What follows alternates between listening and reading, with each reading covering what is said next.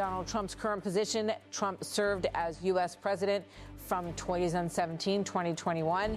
Any claim or framing that he is issuing official U.S. ultimatums or speaking as sitting president would need verification against current date-specific reporting. Missile defense details appear internally inconsistent or likely incorrect. Israel's Arrow 3 is designed for exo-atmospheric interception of ballistic missiles.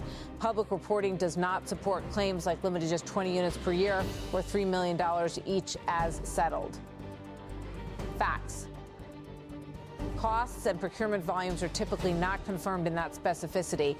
The transcript alternates between MIRVs, multiple independently targetable reentry vehicles, and cluster submunition warheads. Those are related but not identical concepts. MIRV usually implies multiple guided reentry vehicles with independent targeting, while cluster submunitions disperse unguided bomblets. Disperse at high altitude around 7 km above the ground is unusually low for ballistic reentry dynamics and would need corroboration. Questionable names, terms likely misheard or mistransliterated: Tiran, Kurum Shar, Khaber Shikan, AR-3, Operation Epic Fury, Wave 99, True Promise 4, and several place names Diona, Negev, Paf Tikwa, Rishon Leon look like transcription/translation errors or non-standard spellings. For example, Peta, Tikva, Rishon LeZion, Negev, and Dimona are the common spellings in English language reporting. Major escalation claims require confirmation. More than 500 ballistic missiles in the past 5 weeks, an American F-15 down deep inside Iran, and a 21-aircraft daylight SAR mission over Iran are extraordinary claims that would be front-page global news if true. They require strong verification from multiple reputable outlets and/or official statements. If you want, paste the video's published date and any on-screen source captions, and I can tighten the fact-checking and standardize names. Air raid sirens were expected to wail across central Israel, the Jerusalem area, and parts of the West Bank after the Israel Defense Forces reported a new ballistic missile launch from Iran, a warning that sent residents back into shelters and pushed the region closer to a wider confrontation. Israeli officials said the incoming threat was part of a pattern that has been growing more complex, one that in their view is designed not merely to strike targets, but to strain the country's layered air defense network through sheer volume and evolving warhead designs. Analysts following the exchanges described a shift toward missiles that can split into multiple lethal elements in the final phase of flight, multiplying the number of objects air defenses must track and engage. The core fear is mathematical as much as military. A single ballistic missile, if it releases numerous submunitions or multiple re-entry vehicles, can present defenders with dozens of separate hazards in seconds. Even if interceptors perform well, the cost and availability of those interceptors, along with the time needed to discriminate decoys from real warheads, can become a strategic vulnerability. In the transcript's account, Iranian forces have increasingly relied on missiles described as carrying multiple independently targetable re-entry vehicles, commonly known as MIRVs, or on cluster-style payloads that disperse many smaller bomblets. Both approaches in different ways can burden defensive systems by creating a swarm of objects descending toward populated areas and military sites.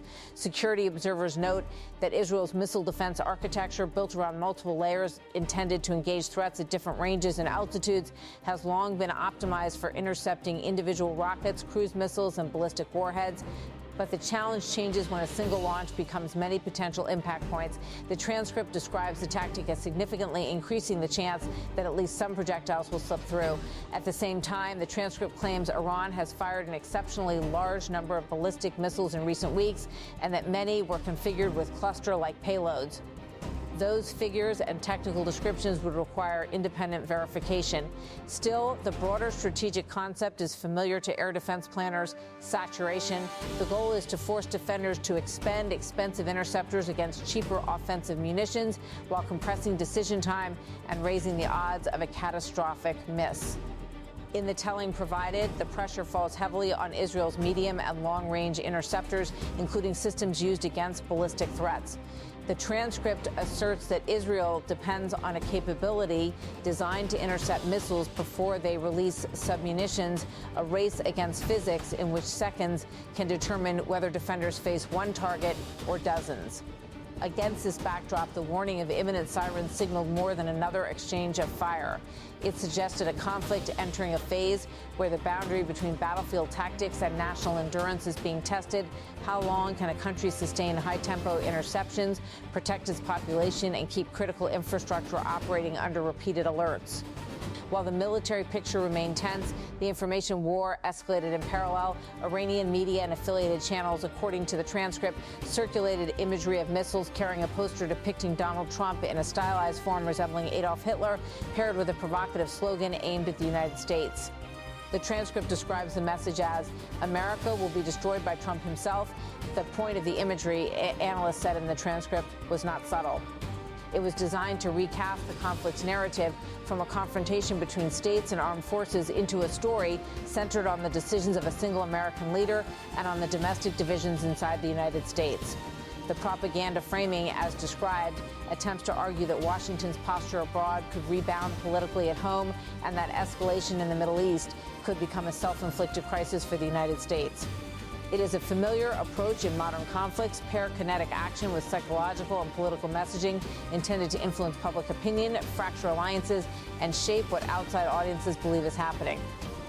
The transcript also describes a new phase of Iranian operations named Operation True Promise 4 and claims of a second phase of Wave 99.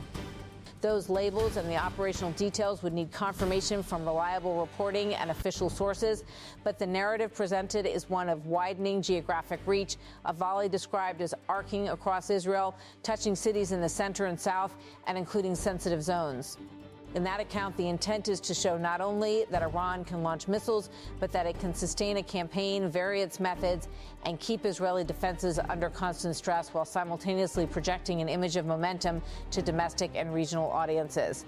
The transcript then pivots sharply to Washington, portraying an atmosphere of ultimatum and impending deadline over the Strait of Hormuz, one of the world's most critical maritime choke points for oil and gas shipments.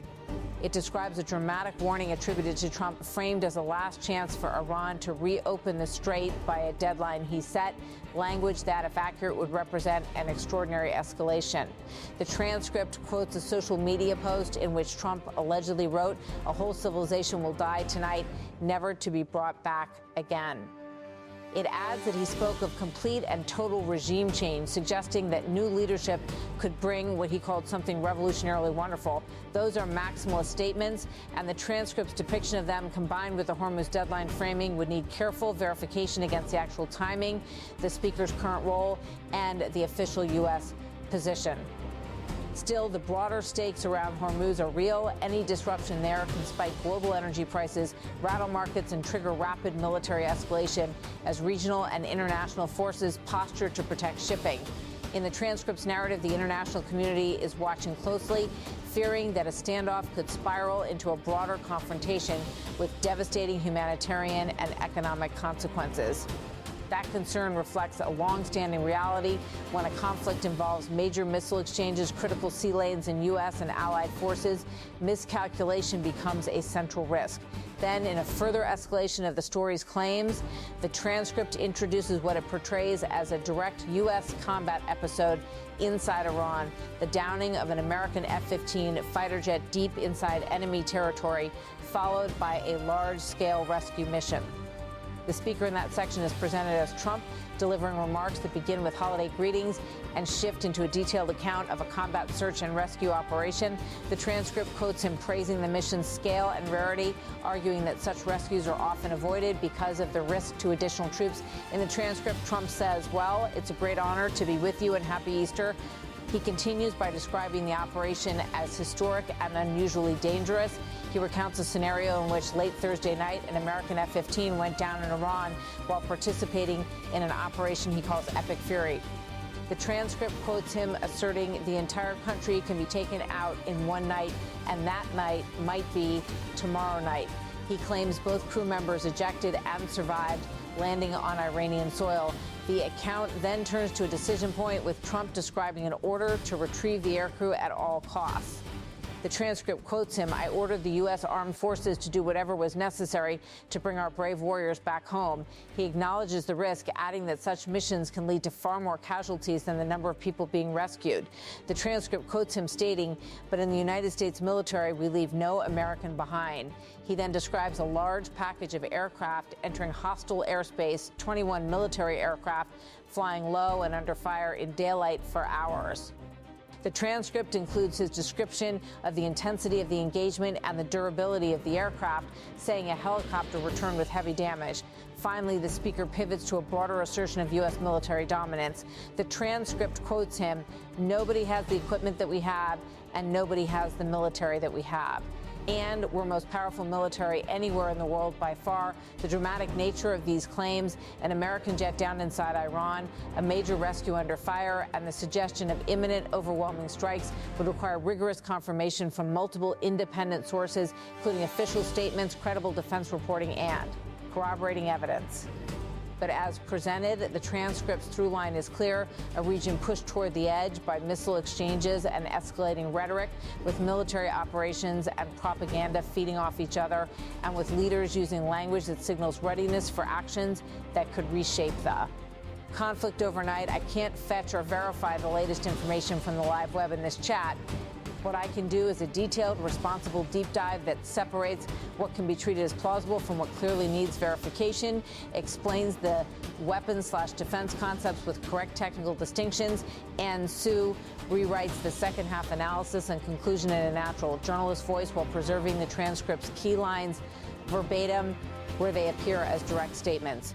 Israel's warning of an incoming ballistic missile attack from Iran lands amid a broader concern that the contest is shifting from single warhead interceptions to saturation tactics designed to strain defenses. The core dynamic is familiar in MIRV Part 1 style warfare. Attackers look for ways to increase the probability of leakage, getting at least some warheads through, while defenders try to intercept earlier, higher, and more efficiently.